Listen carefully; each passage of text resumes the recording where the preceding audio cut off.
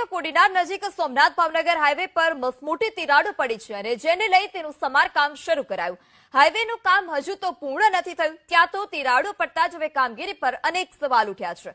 Highway અનેક જગ્યાએ ફાટી જતા મરામતનું કામ શરૂ કરાયું। સોમનાથ જિલ્લાનો ગીર સોમનાથ જિલ્લાનો ઉના સોમનાથ ફોરટેક હાઈવે છે અને હાઈવે પર અનેક જગ્યા ઉપર તિરાડો પડી છે। લગભગ મોટા ભાગનો હાઈવે છે તે ફાટેલો છે અને હવે અહીંયા પર સ્ટેપલિંગ કરવાની કામગીરી હાથ ધરવામાં આવી છે। જોઈ શકાય છે કે કંઈક આ રીતે સ્ટેપલિંગ છે તે થઈ રહ્યું છે અને આમાં શાયદ કેમિકલ ભરવામાં આવે છે।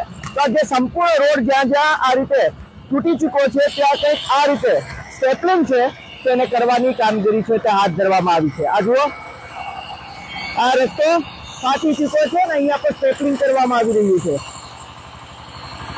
તો કંઈક આ રીતે આ જે સિમેન્ટ રોડ છે જે લગભગ 8 વર્ષથી આ સિમેન્ટ રોડ બનાવવાનું કામગીરી ફોરટેકનું ચાલી રહ્યું છે।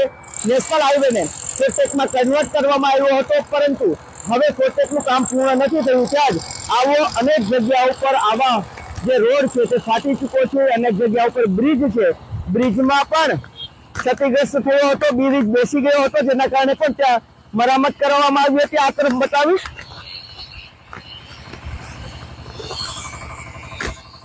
આ જુઓ,